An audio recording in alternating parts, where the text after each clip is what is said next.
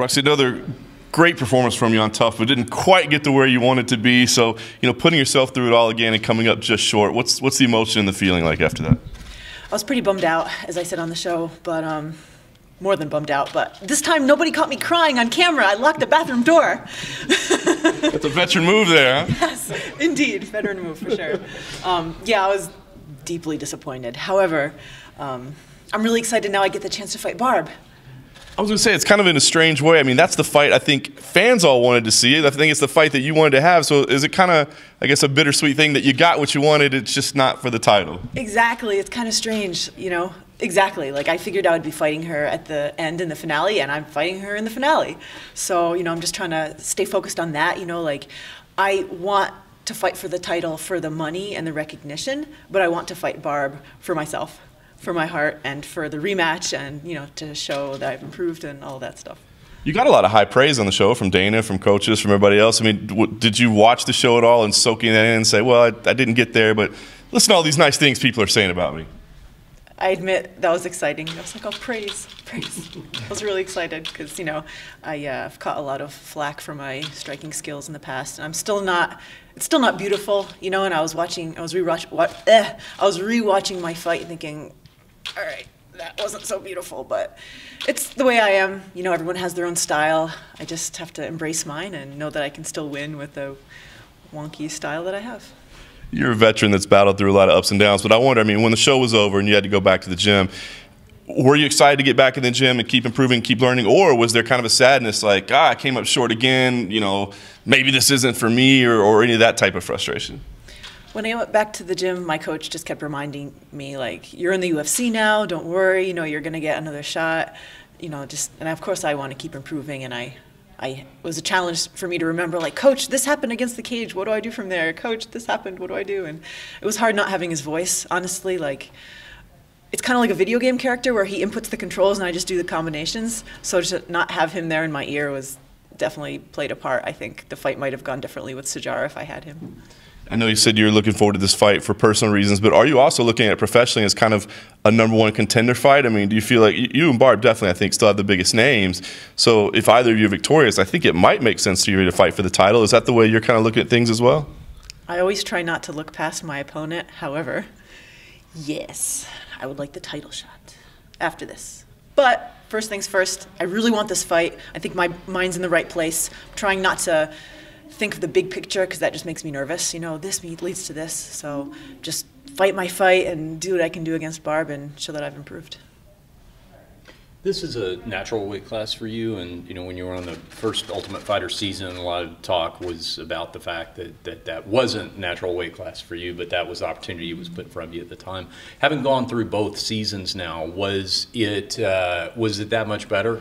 Obviously fighting at a natural weight class, did it make as much difference as people would indicate that it would? Well, back in the day, yeah, people cut 5 pounds of water and that was it. Now people are cutting so many more pounds of water, right? So, like everybody else, I was okay with, I was walking around at, I think I always walk around 140-ish, 141. And then I just cut 5 pounds of water and fought in the first season. And everyone was the same size. But now, I cut 5 pounds of fat and then cut 10 pounds of water. And everyone's doing the same. So I pretty much just had to change with the times. But for sure, I do feel a big strength difference in my opponents. I'm not getting out-muscled as much in this weight class. So that's definitely leading to my success, I think. What are the changes you've seen in women's MMA since you have all the experience besides the weight cutting?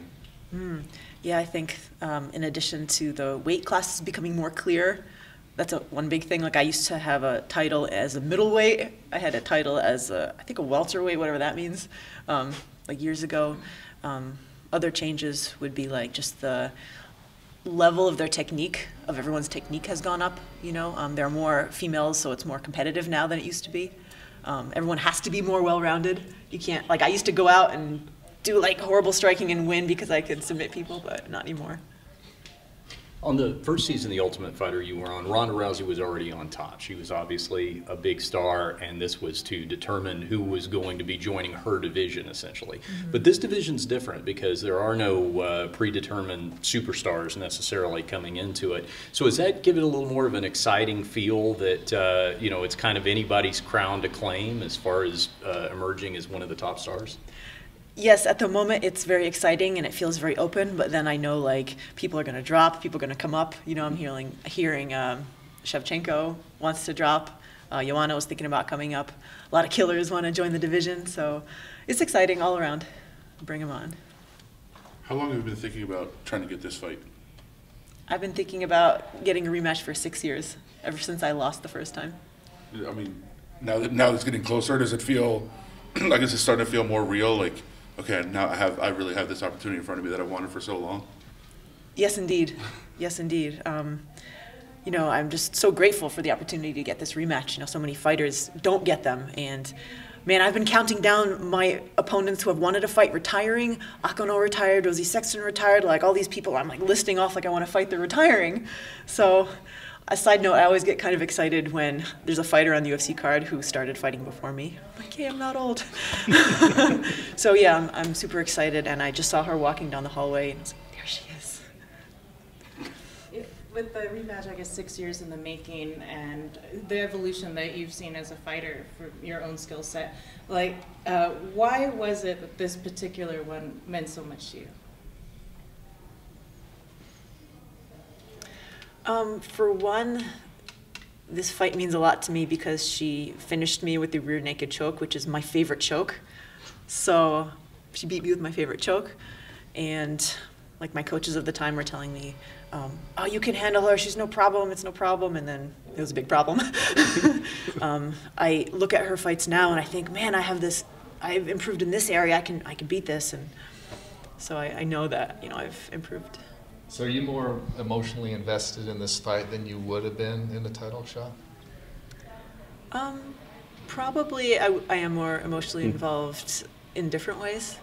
You know, I do feel kind of like I let my coach down from not getting the title fight.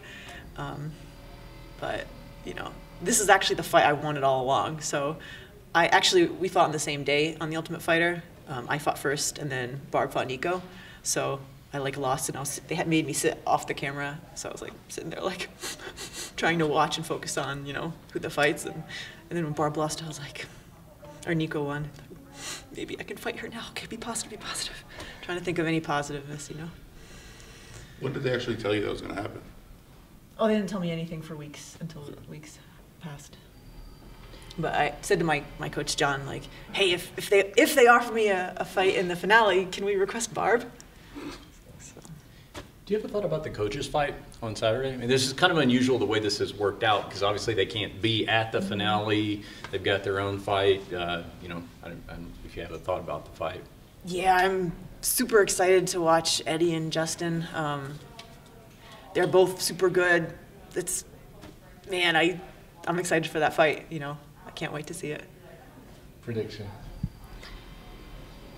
I can't. Justin will win. I have to say that. What about in the title fight here?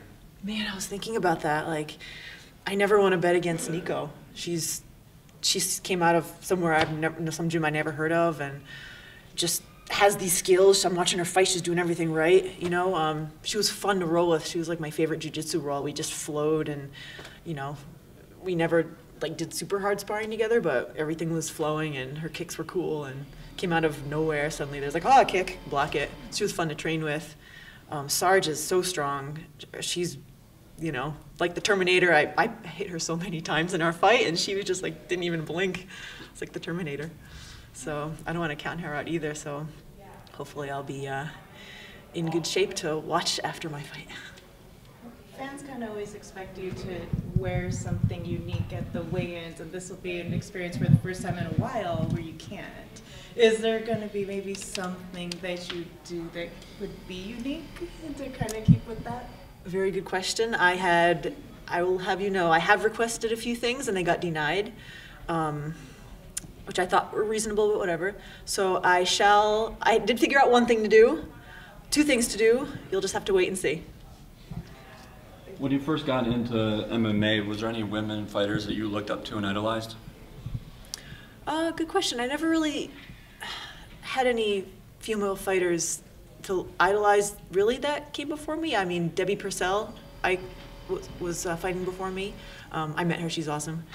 Other than that, just the male fighters I looked up to. I always looked up to Randy Couture and Matt Serra. Matt Serra's jiu-jitsu is so cool. I met him at a UFC convention, and he was like, "Oh, you're Roxanne Modafferi. Let's talk about Star Wars." I was like, "Fangirl." It's exciting. So yeah, mostly that. I look up to male fighters. Cool. Good. Done? Thanks, Roxy. Thank you, Roxy. Appreciate it. Thank you very much.